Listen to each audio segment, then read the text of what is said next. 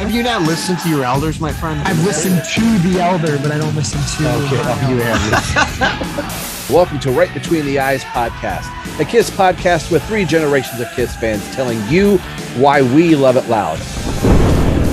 Hello, everyone. Welcome to Right Between the Eyes podcast, a KISS podcast with 3 generations of KISS fans telling you why we, all 3 of us, love it loud. I'm one of your hosts, Rob Myers. Welcome to episode 57. We're so close to 60 due to time and everything like that. We've had a little pause in it, but we're ready to dig back in. You can follow us on all the social media handles, and hopefully if I'm smart enough, they'll be scrolling here across the screen. You can follow us on X, Twitter, whatever they want to call it now, at RBTE podcast. We're on Facebook at facebook.com/Right Between the Eyes podcast. We're on Instagram. You can email into the show at rightbetweentheeyes@gmail.com. And if you're watching on YouTube, hello. And there's a virtual merch booth store. You can find that. I don't know if it's dead in the water. If it is, you won't see the link, but if it's not, it's here. I'm trying to do some other stuff, and it's the first of the year where I'm just not there yet. I just turned 50, so back off. Get off my lawn. No, I'm kidding. And if you listen on iTunes, Apple Podcasts, rate and leave a review of the show, and I've got one. So I'd like to do that right now, if you don't mind. Now, Go ahead. This is where Rob is going to do some fancy editing because he had it up and then he closed his browser. Okay, so it says this is from Number One Rocker, and this came to us on January 28th of 2024. It says, I just discovered you got your guys' podcast through Kiss Army Things Rosemont Roundtable video. And I just wanted to say, God bless you guys, and God bless Kiss, and God bless rock and roll. So, Number One Rocker, thank you, Thank sir. you, man. Shout out to Number One Rocker. It's a great review from the Number One Rocker. That's right. God bless Number One Rocker. God bless Number One Rocker. And before I introduce Nick and Nico here, again, of course, you know who they are. There is one more, and Spotify is really weird in trying to, it'll send me notifications, but I won't get a notification right away. So you can leave notifications and leave a review. Somebody on our New Year's, or not New Year's Eve, the last KISS show in December 1st and 2nd. I'm forgetting my dates here. This is from, I'm going to spell his name because I'm probably going to read this wrong. Zetrois.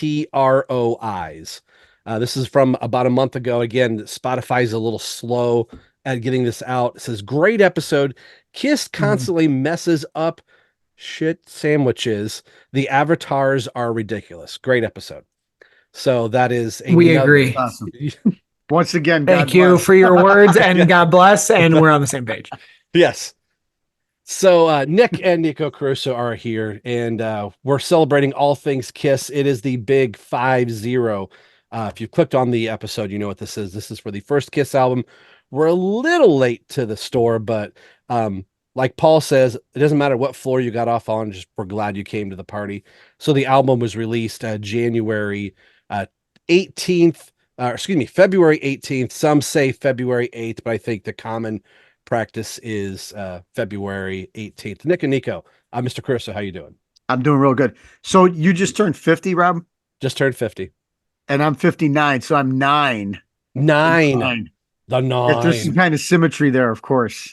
9 years old. Beautiful. 9 years apart. We wish you, of course, but happy belated birthday. But of course, happy belated, my friend. On the almighty X, the most powerful social media app in the world right now. So what's crazy is you've been alive as long as KISS has. Right. That's cool. That's special. That's some poetry. February 10th, 1974. The first KISS album is released February 18th, 1974. So the band is older than me than 1 year in 73, but the first album is released 8 days after I was born. Wait, and you guys are 1 week apart in your birthday. Yes, we are. Yes. Yeah, you just didn't know. You wished us happy birthday, but no, I know. I'm just saying, like, for anyone listening, right? Yeah. This is crazy. Not only are you the same age as KISS, you guys are 7. You guys, I'm older than KISS. Your birthdays are. Well, I'm talking to Rob here, sir. We're aware that we're aware you're older than KISS. But wow, okay, dope. So hey, 50 years. That's right. We got 50 more in us. The band doesn't. They're done. But. Yeah, they're done. Who we can? Gene's going to outlive all of us. And I have a friend going out to Vegas to go. He goes, is there any place in Vegas you want me to go? I was like, yes, go to the Rio, go to Gene Simmons World and bring me back some merch. And it's going to cost you an arm and a leg because it's Gene, but Gene's going to outlive us all through. Yeah. Oh yeah, through Kiss. he'll find a way to get into that virtual world. Yeah. Sure. He'll find a way to actually become that avatar. He will. know, He'll find a way. Before we get into the album review, you mentioned the avatar. Once they did the avatars, they changed Spotify, they changed iTunes. Like that was the new logo across the board. It changed probably a month ago to just the Kiss logo. And then on the 50th anniversary of the first album, it's now the album artwork. Yeah. So I'm kind of glad that they pulled back the avatar. Was it? Yeah. You want to know what's sad about what I'm about to say? Go ahead. I really haven't and this show brought me back, and I'm back, and I'm gonna always be back. I always come back to my artist and music, but I feel like I really didn't listen to him the last couple months. So like I didn't even know that the avatars were. I know on Twitter they were. Twitter and Instagram they became like the profile pictures and stuff, but I didn't know on Spotify and Apple. Yeah. Darn. Well, now they're gone, so I don't know. That's funny. I haven't been listening to much Kiss. I think because we've had our last big hurrah of all the shows. We were knee deep in all these albums and mixes, and we were getting so hyped for the show. Once we got out of December, the next show on my horizon, I went and saw Seven Dust. My wife got a ticket package for me, VIP and the whole shot. Oh, that's so dope. So I've been in Seven Dust heavy music mode. Yep. Not that I'm like, oh, I'm not listening to Kiss. I always kind of around it. We're doing the podcast and stuff like that. But it was almost like I needed to pause for a minute and go, I've done nothing but listen to Kiss almost nonstop, and then just take a minute. So listening to this album is the first thing in almost 2 months that I've purposely I'm going to play a Kiss album. And I just instantly went, oh yeah, that's why they're my favorite band. But I think sometimes with anything, any food you're eating, any music or movies, if you listen to it or watch it or eat it relentlessly, after a while, you're like, I need a minute. Yep. But once you get that first taste back again, you're like, oh yeah, that feels like home. And that's the great thing about this podcast. We've been talking that now that Kiss is done touring, we want to kind of get back into our own special formula of doing different things, doing the opening act segment, coming up with different lists or just different ways we can celebrate the band and just rock and roll in general. So that's Absolutely what you guys have to hopefully look forward to beyond here. But it's all 50th anniversary celebration. So what we're going to do, I've got some pre-recorded stuff that I'm going to fly in right here for the expedience of time. And when we come back out of that, Nick, Nikko, and myself, we will go through track by track and review an RBTE style Kiss 1974 first Kiss album. We'll be right back in a moment. Don't go anywhere. Now the information on Kiss. All of this information comes from Wikipedia. The album Kiss was released on February 18th, 1974. Much of the material on the album was written by Gene Simmons and Paul Stanley as a member of their pre-Kiss band Wicked Lester. Simmons estimates that the entire process of recording and mixing took about 3 weeks, while co-producer Rich Wise has stated that it only took about 13 days. The album was recorded at Bell Sound Studios in New York City, which was owned by the company that owned Buddha Records. Neil Bogart, the founder of Casablanca, was an executive at Buddha Records before forming Casablanca. Casablanca Records held a party at Century Plaza Hotel in Los Angeles to celebrate the West Coast release of Kiss, February 18th, which is why I think most people think the album was released on February 18th. Some say February 8th, but we're going to go with Wikipedia's February 18th. To introduce the record company to the press and other record industry executives. The original release of the album did not include Kiss in Time. It has been on every pressing since. There were approximately 100,000 copies of the original pressing without Kiss in Time on it. The album's photo shoot took place on January 31st, 1974 by Joel Brodsky at his studio on 57th Street in Manhattan. According to Paul Stanley, everyone except Peter Criss did their own makeup on the shoot. The makeup professional did Chris's makeup, as Stanley described it, looks like a tribal lion mask. In keeping with Casablanca's theme, the party included palm trees, a Humphrey Bogart look-alike. Kiss performed their usual loud, bombastic stage show, which turned Warner Brother Records, that's Casablanca's record distributor, against the group. Soon after the show, Warner Brothers contacted Neil Bogart and threatened to end their deal with Casablanca if Kiss did not remove their makeup. With manager Bill Aucoin's backing, Kiss refused. Shortly thereafter the release of Kiss, Warner Brothers released Casablanca from their contract. Kiss began their first album tour with a performance at Northern Alberta Jubilee Auditorium in Edmonton, Alberta, on February 5th, 1974. A few weeks later, they made their first national television appearance on ABC's In Concert, which aired March 29th, 1974. Performing Nothing to Lose, Firehouse, and Black Diamond, followed by a performance of Firehouse on The Mike Douglas Show, which aired March 29th, 1974. During the interview portion of the show, Gene Simmons declared himself to be evil incarnate, eliciting nervous and confusing reactions from the studio audience, to which comedian Toady Field said humorously, "Wouldn't it be funny if he was just a nice Jewish boy underneath that makeup?" Although neither confirming or denying his Jewish heritage, Simmons replied, "You should only know." To which Fields countered, "I do. You can't hide a hook like that," referring to Simmons' nose.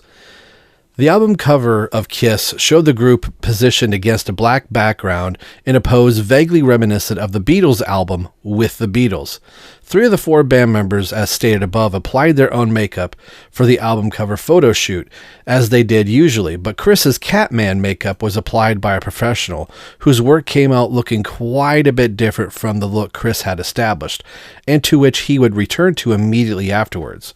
Ace Frehley, wanting to impress the other members of Kiss, dyed his hair with silver hairspray, which easily came out with shampoo. According to Chris, photographer Joe Brodsky thought that Kiss were literally clowns and wanted to place balloons behind the group for the photo shoot. Brodsky denies this, chalking it up to their imagination. And now a couple excerpts from the book Kiss Behind the Mask, written by David Leith and Ken Sharp.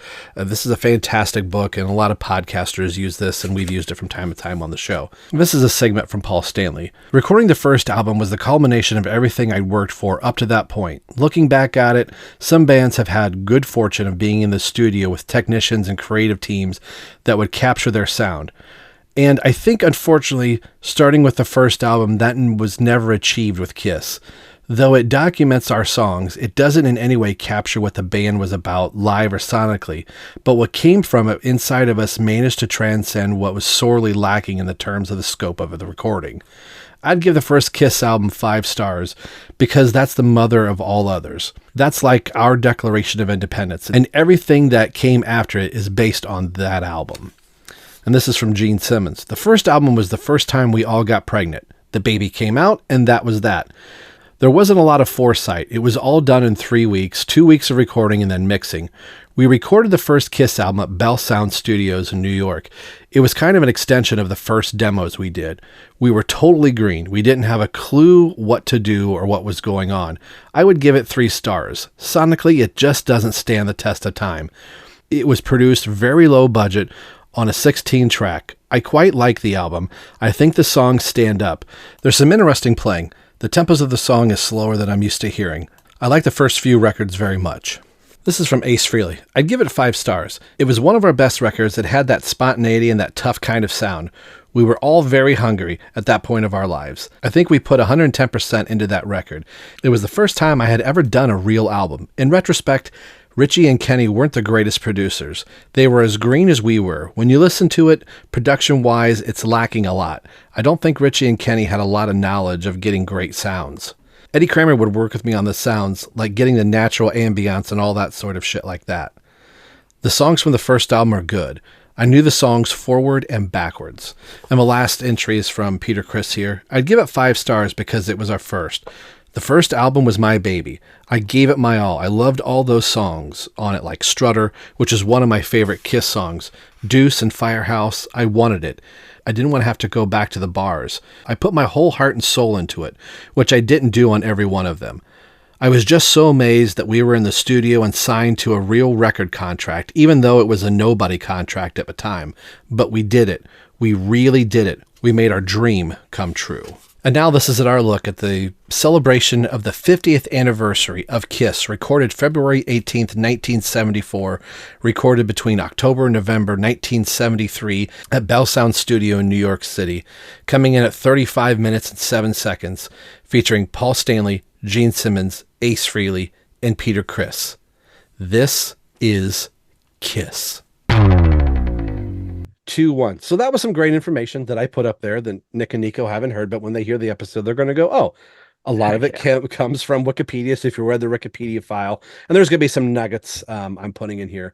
One thing that was said in the Wikipedia mention was, and I'm just going to read this, even though you just heard it, which I thought it was funny.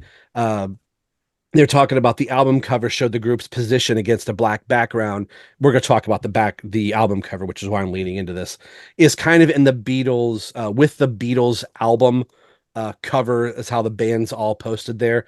But they said all the band members applied their own makeup on the album cover, as they usually did. But Peter Criss's Catman makeup was applied by a professional who came out to look a little bit different than Criss had established.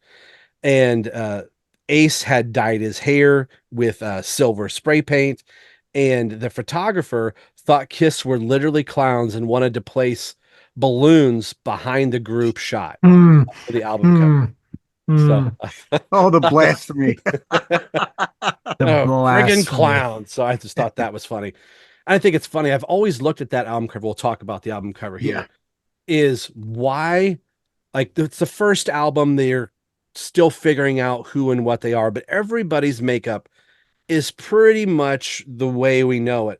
But it looks like Peter got drunk and woke up in a Revlon ad, and they just did whatever. So let's start with Nikko. What do you think of the album cover that I've got right back there behind you? It's always been a cool one to me because I've always felt like of all the members, right? When you go back and look at them when they're younger, the one who always feels like they look the most young is Gene to me. Mm-hmm. I feel like he just had a way of looking, and things he would wear are a little different. So he always stands out to me on this cover too. Also because he's the most like menacing of the bunch. I just think it's a really great cover, and it's so simple, right? It's so simple for their first album. So I think it's great. I truly never really looked at the makeup of Peter that much though, till we're talking about it right now. And wow, yeah. Could you imagine if he looked like this all the time? Yeah. And as elaborate, it was very simple, like as we know them now, but all the extra red and different things on there. Yeah. And to know that he didn't look like that, if they played the night before, that wasn't his makeup. But for this, he brings in a professional to enhance the makeup. That just seems really backwards. Yeah, all for the photo shoot, right? Right. You got to pull out all the stops for the photo shoot, but in concert, you might get a different experience. That's right. Nick.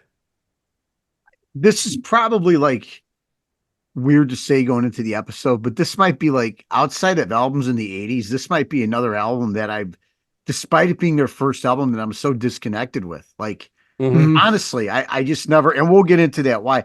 The cover to me is obviously it's symbolic of who they are. I don't know that I like the Kiss kind of lit up in the back. I know it's supposed to be lighting or something. It looks almost like disco to me, even though disco really wasn't that huge at that time. I don't know. I think I would have maybe done the logo a different color. Peter looks weird. I mean, it's different than anything we've seen him before. Ace with the silver hair, of course, throws you because you never see that again, right? And Gene looks like a woman to me. It's kind of weird in this picture.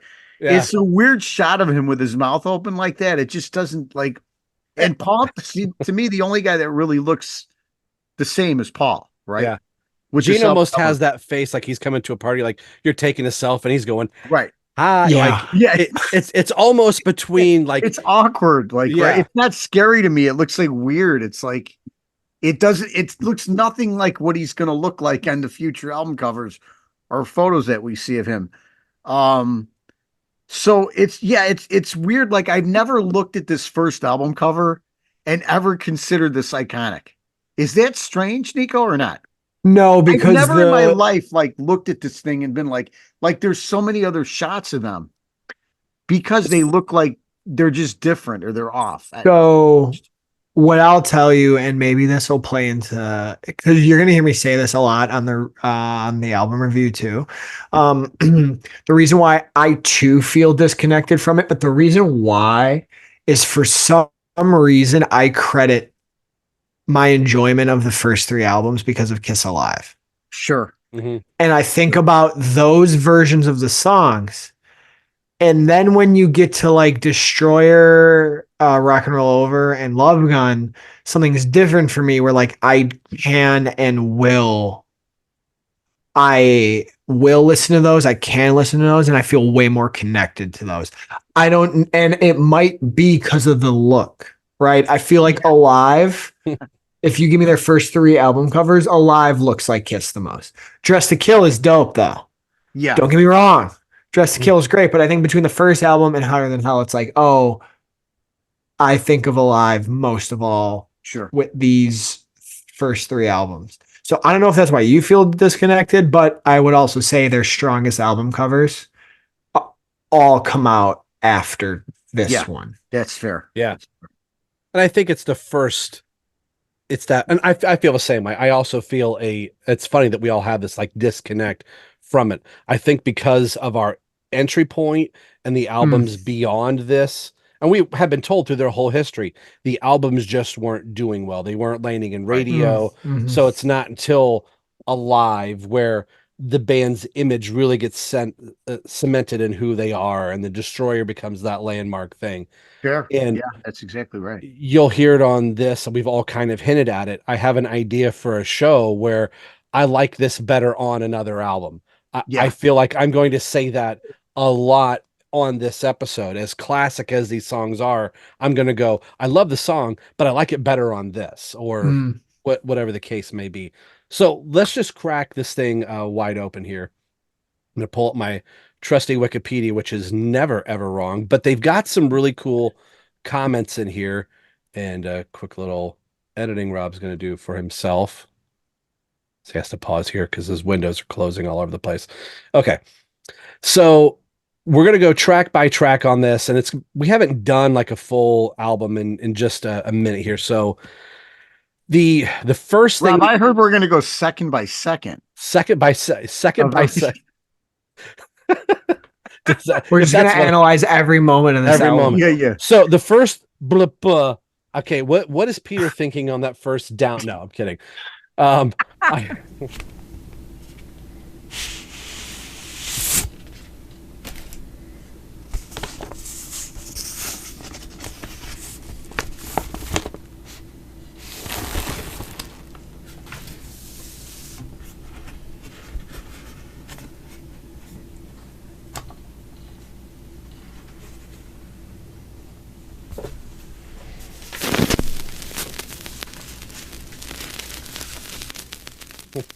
I do want to, out of my thing. So released on February 18th, 1974, recorded between October and November 1973 at Bell Sound Studio, was on the Casablanca record label, produced by Kenny Kramer and Rich Wise.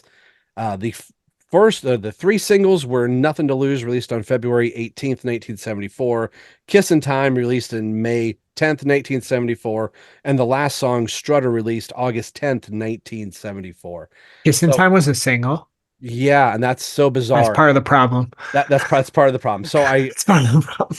I don't know if it's in what I pre-recorded or if it's what's going to be in the notes here, but we'll see. So Strutter, which opens the album with the drum intro, is an up-tempo rock song written before Ace Frehley joined the band. Stanley wrote the lyrics and the music, which was based on a song Simmons had written years before called Stanley the Parrot, which was recorded with the former Wicked Lester member, Brooke Ostrander, and in a New Jersey apartment. Strutter remains one of the few Kiss songs where Stanley and Simmons share songwriting credits and is a standard in a number of Kiss concerts. So again, until the End of the Road tour.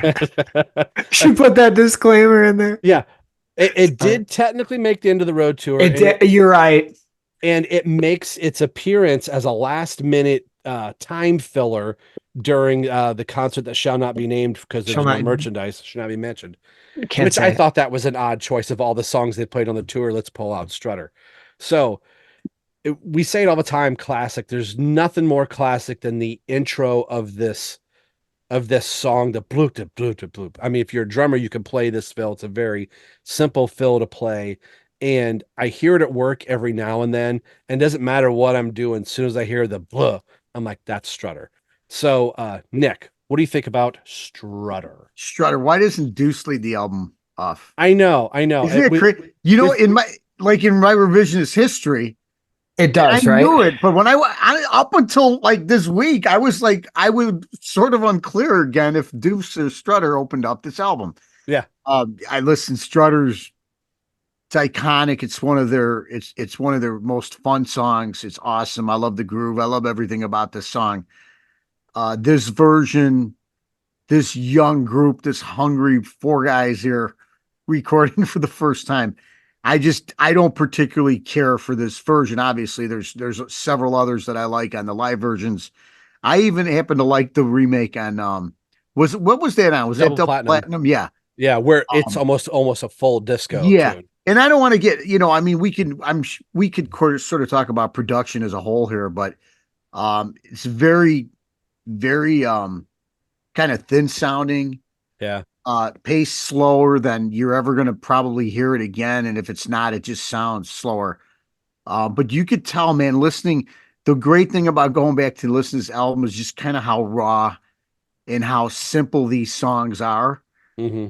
And how much when they play them live, just how completely different it is. Like it breathes a life into these tracks that feel kind of lifeless and soulless. That's the best I could say. That was the first thing I thought. There's no depth, sonic depth to it between the sound of the kick drum, the sound of the bass, and then the sound of Paul's vocals. I feel like are all in this weird same frequency, and they shouldn't. I mean, yeah, Paul's vocals are higher in the mix but a lot of the instruments are all just kind of low. Like right on Front Street. There's no depth to that. And I think this is the money that you have. This is the producer you have. And they were banking time while Paul and Gene were doing other vocal sessions. They were putting that money up to be able to record their demo and to be able to record this album. So I think this is a typical first album. You get what you get. We're not going for a lot of production. They probably rehearse these songs to death, go in, do as few takes as possible. Yeah, mainly live too. That's probably the thing. You're right, Rob. I mean, that's what's impressive, obviously. So, Nikko, Strutter. I won't add too much to what you're already saying because I agree. Just on the whole album, just like how the production feels on the whole album and stuff, thin, lacking depth. I agree with all those, but I do want to agree with something that my dad said too. Is I do think it is one of their most fun songs, and even with everything you both just shared, I do still have fun with this studio version. I very rarely listen to it, but when I do, or when it comes on like the radio, when like you're going to the concert or something and you turn on like the local radio station, there's something about this song that always works for me, whether live or studio. There's a great use of it in the movie Detroit Rock City as well. So I think that movie has made me enjoy some of their studio versions of songs too, because I like think of the scenes that are happening in the movie when those play. So I'm a Strutter guy. I am frustrated though that I feel like it was always fun the few times I saw it live, and I do wish, but not as much as another one on here. But I do really wish they pulled it out a little bit more at the end there. I think it would have been a really cool addition to this set, to the end of the road set. I think so too. It's funny hearing you say things, when you go to a concert. That's something we've been able to say for a while. I'm having to train myself to go, well, when we used to go to the concert. I know. Unless you're seeing a Gene. I thought it too when I said it. Yeah. So let's go into track 2, Nothing to Lose. Nothing to Lose became the first single written by Gene Simmons. Verses were performed by Stanley and Simmons, with Peter Criss providing scat vocals. It chronicles the singer's girlfriend outing into a special type of relations he was having. Hint, hint, wink, wink. and the girls subsequently enjoyed it. The B-side of this song was the love theme for Kiss. So talk about a dichotomy of what Ugh, the subject Mm. matter of this Yeah. song is. good And you get the Lord. boom, Even back then, that's crazy. In their infancy, they were nuts. right. Man, So I'll take this one. go ahead. This is a song on the studio album or live MTV Unplugged. I don't not like any version of this song. I think it works really well in here. Yeah, we're gonna say it a lot that the tempos fluctuate from song to song and some are drastic and we're not at the speed of which some of them are. This is another one I really wish they would have pulled out. If you're not going to do Strutter because Paul's vocal limits, I think because of Paul's vocal limits, what I would have had Eric sing this one like he previously had, or have Eric and Gene both do it. That really only 3 songs get represented from this album. They can't do everything, but on the Live 35, I at least got to hear, it do one more time live. So I like this version. It, to me, talking about like in my eyes, if I close my eyes and thought, okay, Deuce opens the album, I feel like Nothing to Lose is farther down. So Mm. my track listing in my mind is all Yeah. jumbled from what this actually Sure. is. Okay. Nick, Nothing to Lose. Yeah, me too, man. I forgot it was the second track. Nothing to Lose is another. It's amazing how many come off this first album, even though it didn't even do anything or sell any copies. But Nothing to Lose is fun. I mean, it's clean. I agree with you, Rob. It's a tight version of it. Melodically, it works. Peter, Gene, kind of feel the whole band in it. Great. Listen, great opening tracks, man. This stuff's good. So Nothing to Lose is a favorite of mine. Of course, I would have loved to seen it. I don't think I ever saw it, to be honest with you. I never did. It wasn't on the reunion tour, and I don't think we ever caught anything, Nico. Right? Did you guys Mm-mm. do in a Live 35 show? Yeah, but they dropped everything by the time it got to Yeah, us. they dropped You everything. you know what's sick? I could tell you the Alive 35 set list we saw in order 1 through 17 because it I was bet you can. Yeah. like at the time. I don't take it away. At the time when I saw it, it was still that first Kiss concert I'll never forget. But when I was tracking and saw what the set lists were by the time it did get to us, it was a little painful. Sure. But they were doing this, and it was Eric doing it, which I think is cool too. But just my thoughts on the song is another fun song, very just electric Kiss song. That I think it's funny how often we talk about these songs and then it goes back to like I wish we could have seen it live. But man, there's something cool about this song because you feel the whole band in it. Yes, you only hear, Gene and Peter, but in the core, like the other guys are there. And I think it's smart looking back on this album, right? And I'm just like you all. I can never, if you put a gun to my head, I would have gotten this whole track list wrong. Like you go Strutter and Nothing to Lose. It's like I don't know why. But if you're listening to this and I'm thinking of them at the time, what a way to intro the band. You do the cool one with Paul at the beginning, but it opens with Peter's drums. And on this one, you get Gene singing, and then you get the drummer doing something in the background, a different voice. So 3 voices in 2 songs, I think is really cool. And yeah, man, I don't know why this wasn't more of a staple throughout their entire live career. I think there's a lot you could have done with this song over many different tours, but yeah, here we are. Track. Let me go ahead. 3. No, I was going to say You can want I to intro this next one? Yeah, go ahead. Take it away. Can I intro this next one? I've been waiting for this moment on this show because I said this to you guys. Good. The next song is one of my favorite Kiss songs ever. Yet when I listen to this version of it, I don't know what song I'm listening to. It's not the one I fell in love with on Alive, on the Summit.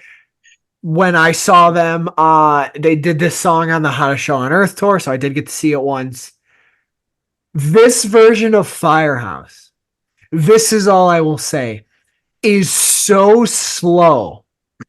We could start the track right now, And me and my father can get in the car and drive to where Rob is right now. And the song will not be done yet. You might get middle of the guitar solo. Might get to that. It's crazy because I feel so terribly biased to where I love this song, but I can't listen to this version. And that's all I can say. And I'm so sorry. And I feel like I'm doing a disservice to the listeners and to you both and to the Kiss Army as a whole, where I'm saying there's a song I love, but I can only handle it and digest it when it is played live and faster. That is my thoughts on track number 3, Firehouse. Rob. cue Billy Madison quote in 3, 2, 1. I'm right there with you. I know we had joked before about the song being slow, but if I was listening to this album, I was going for Black Diamond, I was going for Cold Gin, other songs, because I think in my head I knew like I'm not gonna listen to Firehouse because I like it better on Alive. I was listening to it again one more time. I thought the album's 36 minutes long. I can listen to it while I'm making my notes, and I was done typing all of my notes by the time Firehouse was over. I was like, oh my gosh, this album could probably have been 25 minutes long. And this song, it's so long. It's so slow. My wife and she's learning to play guitar and I'm learning to play bass. And there's an app where you can slow it down so you can learn. You don't have to slow this song down. I think you guys could learn this in a night or two. I think so. So again, I love this song. I don't love it here. Nick. Yeah, I can't add anything. Get the big bucket out and throw it over the fire, man. If you call the Firehouse, the house will burn down by the time you brought up a great point. I'm just gonna echo what you said. Going back this album to listen to certain tracks, this is never one of them. So we should move on from this. But hold on, real quick. I just wanted to add this 2 things real fast.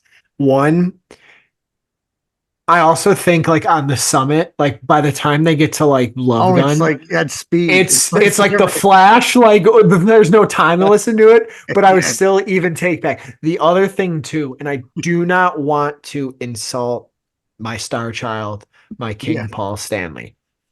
I don't know if it's just me, but I know was already a musician prior to this. Yeah. The rhythm guitar parts, the parts he's playing on here, I don't know if it's trying to get it right in the take, like you talked about, because they're playing a lot of this live, or if he just perfected his craft over time. His guitar playing on these songs, it feels very slow, almost like very, very like learning to play. Yeah. And there's crazy on some of these songs, like he'll play something and then like you'll hear what Ace is doing and you're like, this song in particular, like there's stops between those with and like the versions they play it live, I mean he is able to move fingers and move it. So yeah, I feel like, not to insult him, I'm not saying it's bad, but the rhythm guitar stuff on this entire album is pretty slow. Yeah. And I don't know why, but it is. I'm gonna need a drink. How about some Cold Gin? This song is composed for Kiss by Ace Frehley. Insecure about his singing ability. Yeah. Ironically, he just released a new album, 10,000 Volts. Frehley turned over the vocal duties for the album for Gene Simmons. Cold Gin is a concert staple throughout the 70s, and during the Alive Worldwide tour, Frehley assisted him in lead vocals. The song reflects a stimulating effects that Cold Gin supposedly had on the male sex drive. The song credits Cold Gin as the only thing that could keep the couple in troubled relationship together. Nico, Cold Gin. I love this song. It's also a little bit slower on the album here, but this is, to me, has always been. I'm pretty sure I've seen this. I think I've seen this song every single time I've seen them. To me, there's something cool about it, right? Not the subject matter. I'm not saying it's cool to need alcohol to get through your relationship. There's just something about it's Cold Gin time again. the lyrics are like fun because they're like It's stupid fun. Yeah. I was just gonna say like ridiculous fun. But it's not, you but it's know, still like hard. It's time to hard. leave It's and like get a hard another rock. quart. It doesn't sound corny, Yeah. No, it's Yeah. that fine line of it's not quite cheese where you're like just reading them, you're like, what? But in the body of the song, I mean, sitting next to the two of you in the concert, we were all singing this at the top. Oh yeah. And just I'm not a musician. I don't know what it's called, Rob. You can help me, but in between it's collagen time again with the riffs and the drums and it's just so dope. It's just so cool. I want to like shake my head during it each time. It's collagen time. It'll always, you know what I mean? That's gotta be funny. that's gotta be the preview. Sure. That's gonna be the preview. Or the Firehouse clip. I feel like those are two God. pretty good content moments. Yeah, this song, what's cool about this song too is like you get through those first three, and again, there's no doubt there's classics that they're like these are like 4 classics now, and like nobody talks about this album, but it's like it's almost all bangers, There's just not very good versions of these songs, but this is a good version of the song for sure. And there's something about when you get to this song, it almost feels like the band, even though Nikko, I will agree with you on what you're saying, but they feel like they're stepping up a notch a little bit. Like, the song's got some twists and turns to it with the chorus and everything. And I just wish Ace, it would have been so cool to have him sing. If Ace had the cojones, because apparently they kept him down a lot. He said when he did his solos, he's got a great solo, man. We're not talking about the solos enough too, but Ace is great on this song. So, oh yeah, he says they would never compliment him. This is to the shout it out loud stuff. They would go, good job. Let's move on. He goes, they would. He goes, he was creating masterpieces on this album, and they never even really thanked him for him. So, oh, it's so funny.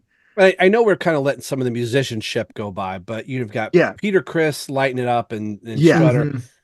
And the biggest compliment I could pay the band, even in this first album of songs where they're a little slow, you can sing all of the instrument parts. Yeah. With there's no vocals, down, like everybody's singing. That's a great point.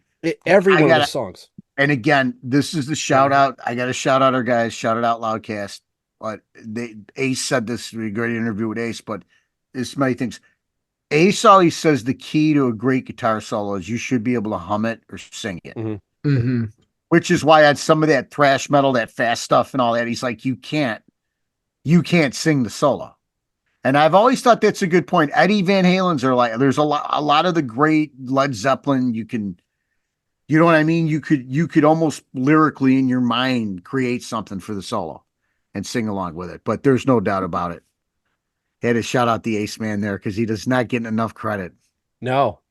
Back in time. Going back in time. Yeah. Well, thanks for letting me know. Let me know. Previously titled Sunday Driver. The song was Stanley played when he first was introduced to Gene Simmons and later was recorded by Wicked Lester. Simmons and Stanley shared co-lead vocal duties on the song.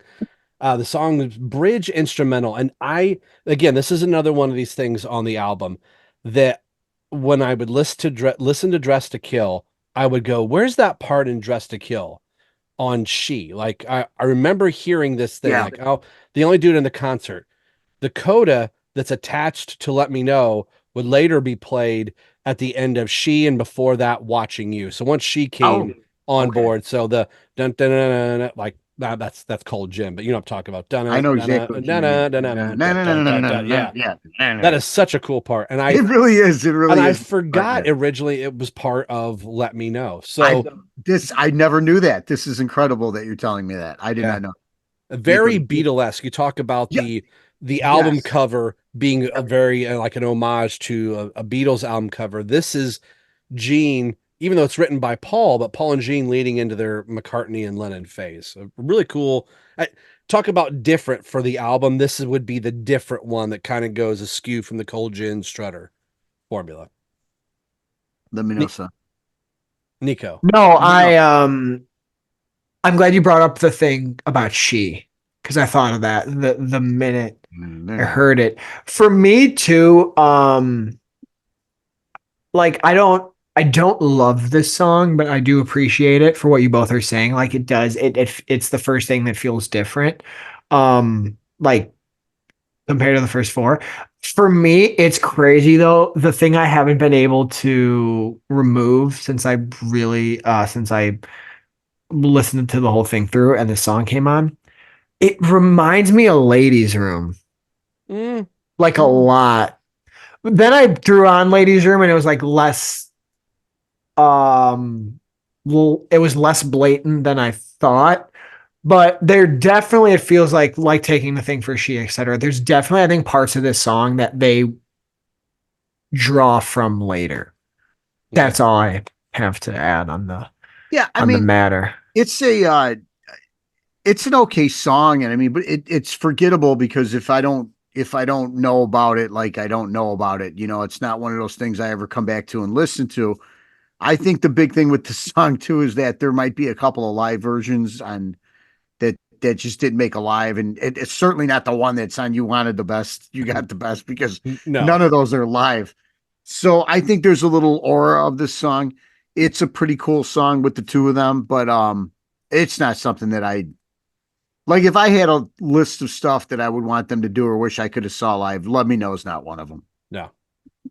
Well, this is in the point where if you've got the record, let's just flip the record over and drop the needle.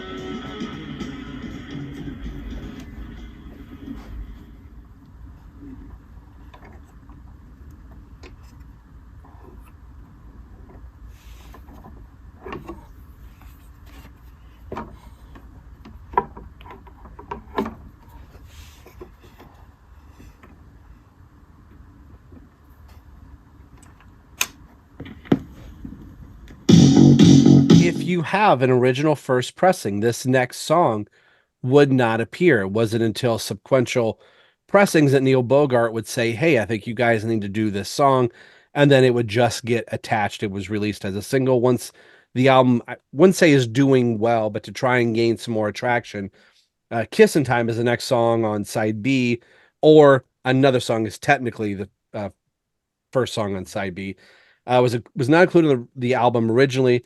It was recorded 2 months after the album's February release. By April, the album was clearly not a commercial success, and the band and Casablanca record founder Bogart was hoping for. Bogart knew that the catchy single could possibly save the band, so ordered Kiss back to the studio to record Kissin' Time, which was a top 20 hit for Bobby Rydell in 1959.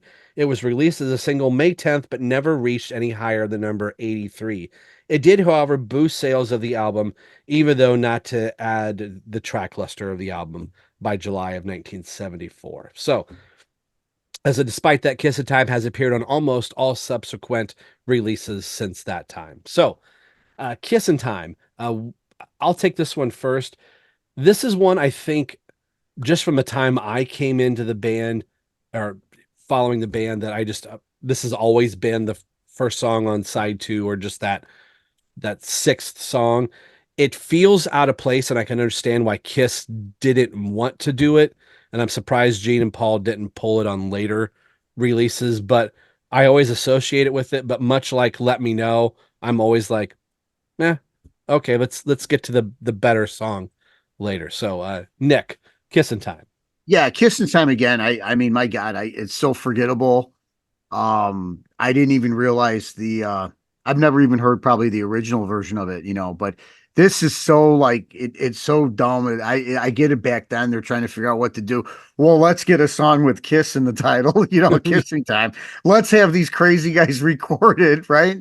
Let's get these clowns because back the in album's here. out there, and maybe we're going to catch some traction with it. I can see why those guys basically don't want to have anything to do with it. And it's not that it's a bad song. It's kind of, again, I'm going to eventually go listen to the original version of it, but it just, it does feel completely out of place here. It's not like, well, there's another one that's out of place too a little bit, but this one just feels like, yeah, like it was inserted years after they recorded this thing. Yeah, I think the song sucks. You know the reviews got to be really good. Sucks. Let's get out of here. If the first words I think the song, are I think the song is kind of cheeks. So we could Yeah, just move no, on. I could just kiss it goodbye. No, I do have respect for the difference, the attempt at something. Sure, it's just yeah, it not for didn't work. me. It's just not for me. And I think we can We can move along. progress. Yeah. So if you're a purist and have a first pressing, the first song on side 2 would be the song that I think if a gun was pulled to our head and said, what is the first song on the first Kiss album? We would have all said Deuce. Deuce has stated does not know the Let's try that again. Simmons has stated he does not know the meaning of the lyrics. Deuce has been a staple of the band's concert, opening their shows from 1973 to 1976, and again for their reunion tour in 1996. And the song usually fell into that number 2 spot. And then in some tours, it was like song 7 or 8, which was really, Weird. really Yeah. weird. If it's not 1, it needs to be 2. This is another one for me that not as bad as Firehouse, but it is slower than what I would remember just from hearing Alive and Alive 3 and any tour that we've seen. But the song still works at a slower pace. It's got some more balls than what Firehouse does. So it's a classic. It's been around forever. It's been on every single tour, I believe, since 73 in some form or another. Nikko, Deuce.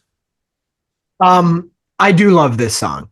And I think too, it's so fun. The get up and get your grandma out of here. I think for all Kiss fans is poetry.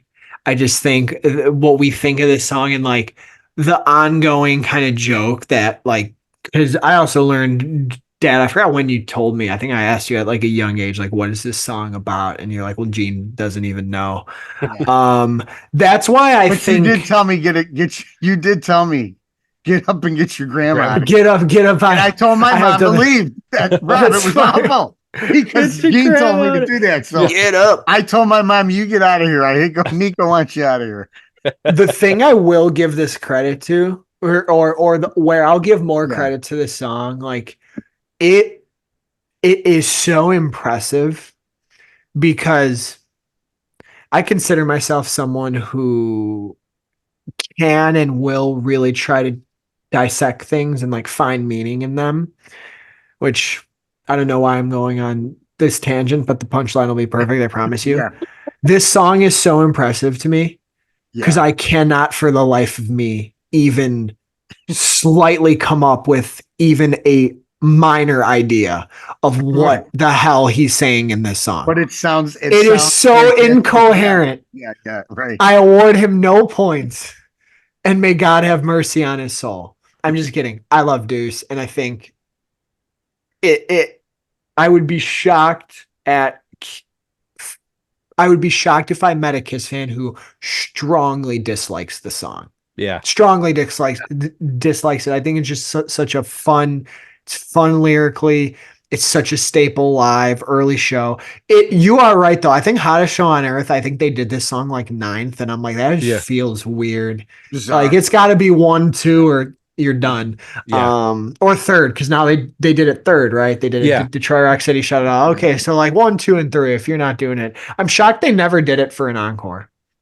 I would have never had it. I'm shocked they never. It would have been cool had it coming out happen of there. the encore. instead of like Would've Do been. You Love Me? Yeah. Yes. Coming in Yeah. with Deuce after Christ. Death. How cool would that have been? That would have been really cool. I can't believe I just said Do You Love Me? Anyway. Which is why they didn't do it because it was so cool.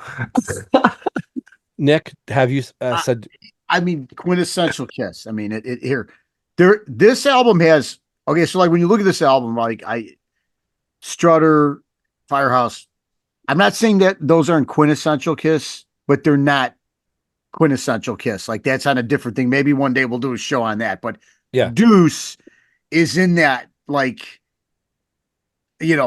pantheon of like the greatest songs they've ever done. right? And it's timeless, and no matter. So this version, yes, Rob, it is slower and it is cleaner, and it's never going to be my favorite version of it. But I would agree with you, it's still better than some of the other stuff on here. So Deuce is the king. Deuce is one of the all timers from them. Yes. Love Theme from Kiss, an instrumental evolved from a song called Acrobat, played during the band's 1973 club shows. It can be found on their 2001 box set, Acrobat, referring to. The song is shortened for the album. It is the only Kiss song to feature songwriting credits by all four original members. The Love Theme from Kiss, Nico, I don't know if you knew this or not, appears in a 2010 movie Somewhere by Sofia Coppola. Wow. I Yeah, haven't seen Somewhere. Okay. Yeah, I had. But I am a Sophia fan, so now I have to give this. And the fact that she put a Kiss song in that film, Right. Masterpiece already. Right. Masterpiece already. But do This is- people like the movie Somewhere? Was it successful? I'm going to look Right. that up while you keep talking. Yeah. I'm a big fan of bands and instrumentals. This one is not fall in the realm of No. instrumentals that has like, oh, this you could feel a verse and a chorus No. here. This is kind of like I'm going into the dentist office and getting ready to get a root canal, and it's just playing in the background. I'm not trying to dog on the song, but I can understand like this was shortened from what Acrobat was. I know there's some diehard Kiss fans that love Acrobat and they should have done it. And that's all well and good. But I don't think this is for this album. It just kind of is there, but probably in the what songs do we have that we all know that can go on this first album? I could see why it was put there, but I'll be interested when we do our 9, what stays and what goes. So that's my take on Love Theme. Yeah, I mean, Nick. I mean, I don't. What is this doing here? I mean, they're not even a musical band, really. Right. Have you listened to the previous stuff? Are you listening to this album? It's like, what is this? What's the point of this? Like this would work. We're gonna do the 9, but this could have been a nice 8-track album, right? It actually should have been like just they did those in those days. Rush Right. song. So I know it's short, but so what? It could have been an 8-song album. I have no idea what this is. I have no time left in my life to ever go back and listen to it again. No matter what story is behind it is so non-interesting. It took Whatever me the longer to thoughts read were. that than it did for us to say Sure. that we didn't want to play the song. Right. Nico. Yeah, no, I what I said for Kissin' Time, I share the same sentiment for this one. We can proceed. Thank you. What I ought to do is just cut and splice what you said for Kiss of Time and just put it here and see if anybody notices what I did. That would be funny. 100,000 Years begins as a bass riff by Simmons. A live version would include a long drum solo by Peter Criss, concluding the shots can be found on the album as heard on Alive. The demo version can be heard on the 2001 release box set. This is one I think I have fatigue with any song from this album. I think I got to a point where I liked the song up to a certain point, but the more I started to hear it, the less I started to like the song. And the end of the road just really killed. I would have rather had all of Psycho Circus. We've said this a million times. This is a song that just kind of goes on. And even the Alive version, I love the feel of it, but after a verse and a chorus, I'm kind of ready. And in its slower pace here, I kind of feel like it takes 100,000 years to listen to this song. So that's where I'm with it. I know it's a classic song. I might get some hate for it, but I think I'm burnt out on the song. Nick. Yeah, I mean, this is not quintessential Kiss, but it is an all-time Kiss classic. Right. And I'm a little different on this song because I do like this song, but I didn't need it the last 20 years either. But it hasn't ruined the experience for me that I do like those early live versions, especially on Alive is fantastic. They played it on the reunion tour, but I thought it was fitting there. I thought it should have never been played after the reunion tour. They should have just put it away. Yep. But again, it's a deeper song. It's got that nice groove to it. They feel like musically they have like, just like with, Cold Gin and stuff, this feels like it's a little bit more, like there's more than just these 2.5 minute, quick songs like that. So I like this song, the bass, Gene's good on here. I think again, Ace has got another great solo, man. Oh, He is on fire. On a lot of this album, man, it's amazing that he had some of his best solo work on this first album, but I'm okay with 100,000 Years. It's okay. It's so interesting because Rob, you actually said something that I think me and my dad felt. That word fatigue is so perfect. We would go through a thing where when my dad and I when our Kiss journey started, like every tour we saw, when that was in the set list, we were like, come on, man. Yeah. Come on, man. We would get that. There was even a point where we got a bunch of the instant lives. Mhm. And we got so many from Alive 35 that we got to a point where we just that there were like a few songs where we just wouldn't click to download, and 100,000 Years was one of them. That being said, it's weird because everything I just said, I really do like the song, but I'm with you both in a way where like I didn't experience it this way in person, but I love it on Alive. I love it on older recordings. I'm glad I saw it on Live 35. It was cool. It was cool for me to see it live that one time. The way it's been constantly played, though, like you both said, like the last 20 years, I do think is insane. I'm so not upset because I'm not actually upset. I did like, even though it shortened the show a little bit, I did like what they did on these last I don't know how many legs you want to say they had on the end of the road tour, but on the last, I think the last three shows I saw, they would just play. It would be like it was split after the drum solo. Yeah. Yeah. Right. And he would come out and do the "Do you feel all right?" Because that's what they always did with it too. Is they always made it so long in the set Yeah. because they would do the drum solo, but when he comes out, Paul, and he does the "Do you feel all right?" and then just one time does the "Sorry to have taken so long." I'm mad they didn't do that on more tours. I would let it be at every show if it was just that. If it was just like Mhm. it was coming out of a song or coming out of a solo, and he did that to hype you up, and then he does that chorus one time, and then they jam it out. That would be fun if like they were doing it in shows and you like didn't know what song he was going to be in starting a tour, and then you're like, oh my gosh, now they're playing it here. Yeah, they just really saved that for the end. They must have got tired of it too because they changed it that way at the end. But no, it's a classic song. I am a sucker for the bass at the beginning. I think it's always fun. But yeah, it definitely is a Yeah. song that I think is tiring for Kiss fans. Yeah. Classic, but I think I, like you said, had my fill. But what a cool idea. Now I want to go back in time and tell Paul and Gene, put the end of 100,000 years up against any song just for fun to have Anywhere. have Kiss fans go, where's it going to be at in the show? Yeah. Mm-hmm. That'd have been cool. Dude, amen.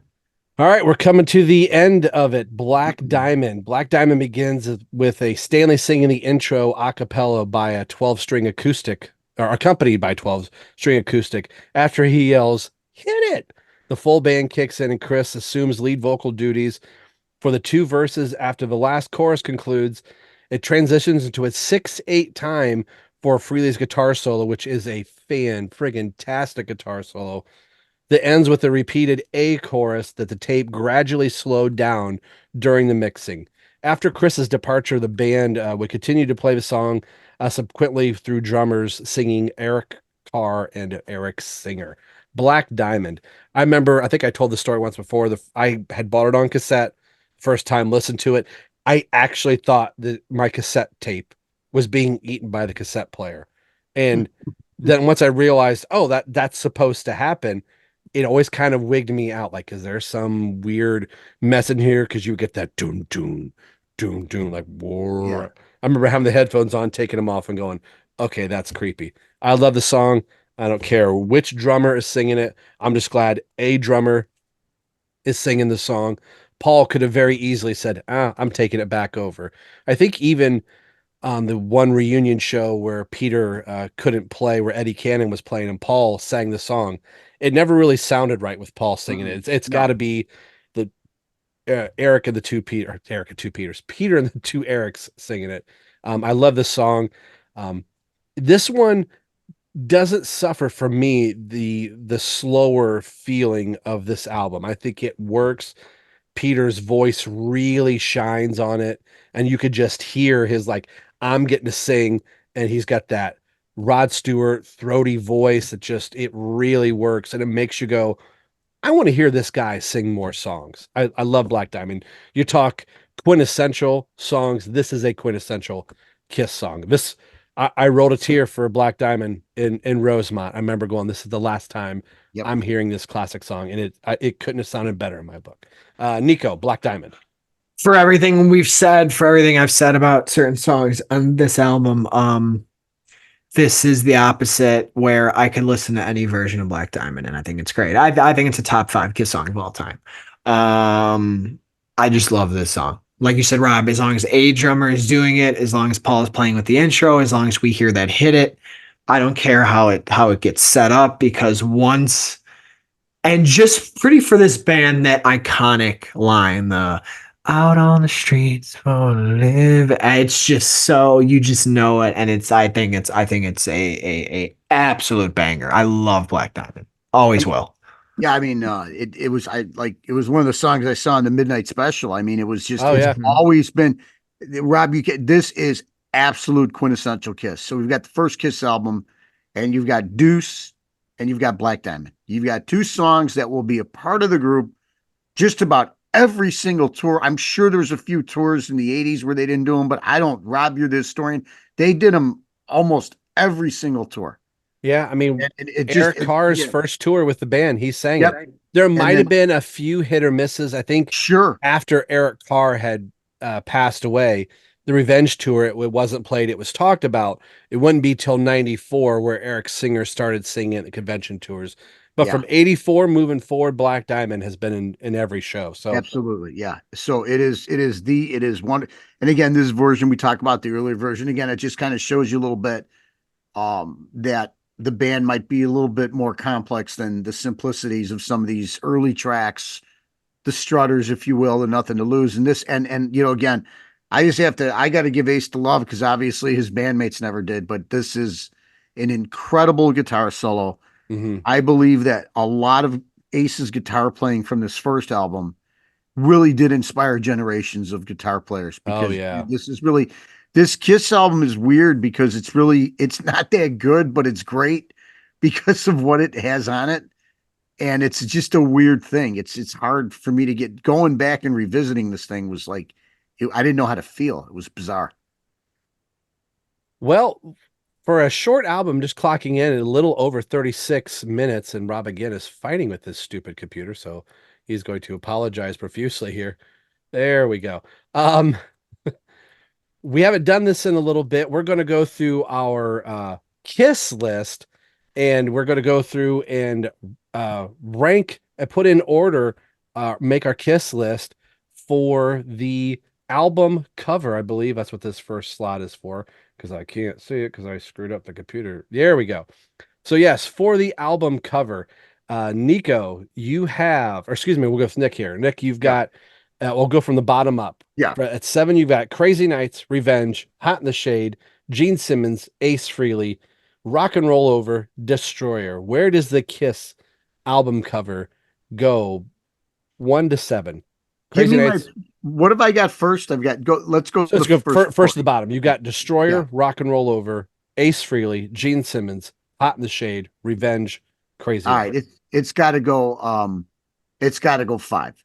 Got to go 5. All right. Got to go after the 2 solos, because I still like those album covers better. But it is the original. It is the original 4. It is the first one. It would be hard for me to put even non-makeup 80 stuff, even though I love some of those albums. But as far as the cover is concerned, it's 5 for me. Okay. Nikko, I'll go top for you, because I was crazy trying to remember.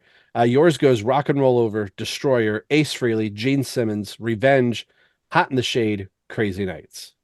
I mean, I'm my father's son. I'm the same way. It's 5. I keep all the makeup stuff just for how I see this band, what I think of, the first thing that pops in my mind when I see Kiss.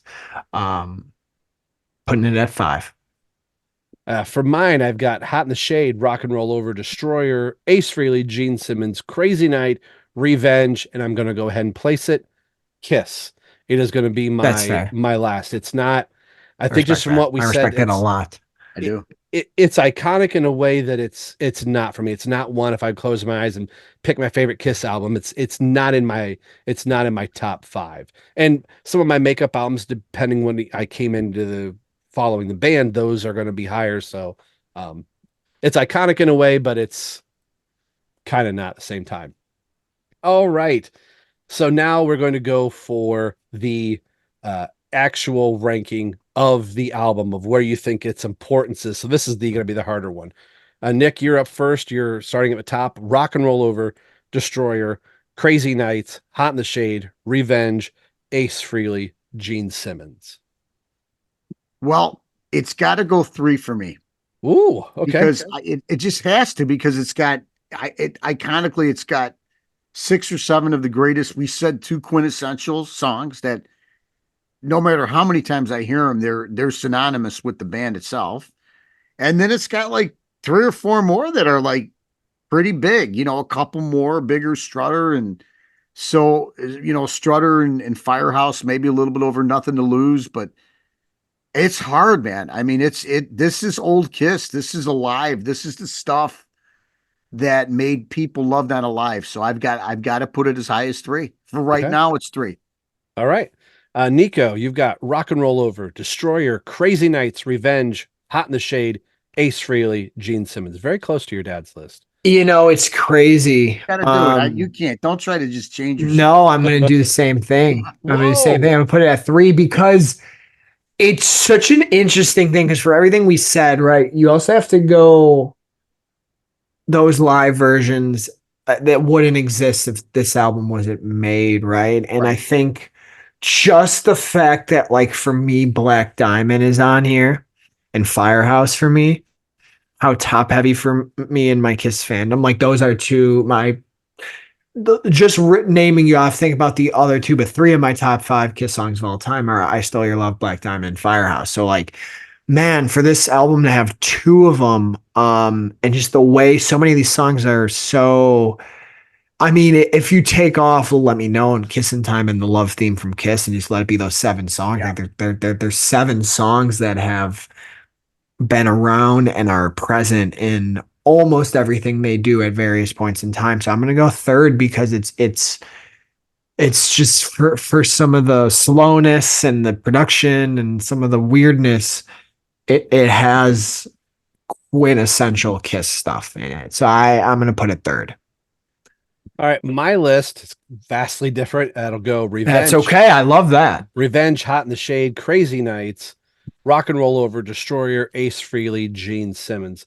I'm putting this at a strong 6, right behind Destroyer.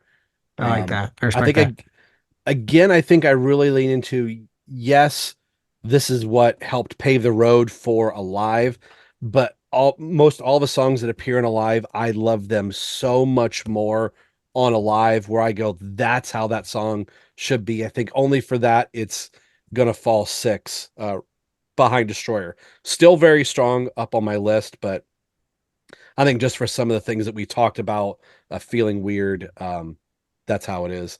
So the last thing we're going to do, I kind of did this out of sequence. I may cut and splice here. We have the 9. Welcome to the 9. You may only choose 9 songs to move forward. No more, no less. The 9 is here. Of the 9. I can't believe I let that slip by. So we're going to play our game of yay or nay of songs that we're going to keep on here. So this now rounds to 10. So we're going to remove 1 song to bring it back to its original 9 that they had done with. So we'll start with Strutter. Yay or nay? Yay. Yay. Nothing to Lose. Yay. Yay. Firehouse. Yay. Yay. Cold Gin. Yay. Yay. Let Me Know. Yay. Yay. Yay. Yay. Yay. Yay. Yeah. Kissin' Time. Yay. Yay. Yay. Whoa. Deuce. Yay. Yay. Yay. Yay. Yay. Yay. Love Theme from Kiss. Nay. Nay. Nay. 100,000 years. At the end, Nico. Yeah, there we go. Yeah. Nay. Nay. Yeah. So that's funny. The song that wasn't supposed to be on the album, we all kept on the album. And Love Theme, I think, is the one that's just It doesn't fit. It's just there. purely It by doesn't having fit. vocals on Kissing Time and it actually being a song with Kiss in the title, even though I know if had they done that from the beginning, they would have been smart, right? They should have, and not that we re-ripped it. We don't like it by them, but that should have been there. Any outside of the Elder, I mean, they should have no instrumentals on an album. Just not. No. I mean, it's just In not. my opinion, no. You know what I think that was? That's the leftover of the Wicked Lester in them. That's Sure. like we were Yeah. doing these songs that were supposed to be Yes, deep, because and they were. we don't right. have to sing. So. Yeah. Brilliantly said, man. The whole thing with this album too, it's like you almost feel like if they could have just somehow recorded live, but maybe with the attitude or in the motion that they were in the makeup, like I don't know, they probably didn't record this album in makeup, right? I would say. I don't even know that. So if I could go back in time, I would have said, you guys, it is a great Kiss, it's classic. But imagine if they had their makeup on. I think they would have given it some more oomph, because some more really, juice. So that's the difference between these recorded flat, sort of trying to be perfect. Yeah. Mediocrity as opposed to the absolutely sexiness, hard in your face that you're going to get. That you were getting parental advisory on this episode, huh? But you were getting that live with them, but you just in the studio, all these versions. We talk about the other two at some point. They're just all flat. And that's what Paul would say. They're not capturing the essence in the studio is what they were transferring live. So I'm surprised nobody told them, put your makeup on and record in your makeup and turn the lights down and that's where that attitude was for him, and it just didn't take it. Well, this has been fun. I was glad we got a chance to celebrate the 50th anniversary fully of the band and the first album. We're going to get kind of back into some fun type of topics here, which I've been very excited to do, and we're actually thinking about what our next show is going to be, but more on that later. Guys, where could people find you and get a hold of you? And there's a lot of stuff. If you're in the superhero realm, we just got a nice leak of a new logo from a superhero, and hopefully we're going to set his new universe off right. Where can people hear maybe what you have to say about the new logo for Super? Absolutely. Well, you could follow me at N. Caruso Jr. on Twitter, and please follow us at the Vigilante 1990 podcast. The three Nicks, my son Nikko, sitting next to me here, and our good buddy Nick Zednick, talking all about that stuff, Rob. Nico. You can follow me at Nikko Caruso on Twitter, Instagram, and Letterboxd, at Nico Knows Film on TikTok too. For me, it's a lot of Dune Part 2 love. And if you're into the Oscars or films this year, the Oscars are next Sunday too. So I'm going to be doing a lot of talk or so. But yeah, follow the Vigilante 1939. All right. You can follow me at Drummer Rob 10 for more music and drums and all kinds of cool stuff. For us, it is Sunday. It is pizza time. It is movie time. Going to check out Oppenheimer for the first time. Enjoy. Choice. Beautiful choice. Enjoy. Can't wait. So until the next episode, I'm Rob with Nick and Nikko Caruso. You've been watching and listening to Right Between the Ice podcast with 3 generations of Kiss fans telling you why we love it loud. We'll see you in the next episode. Take care. Bye.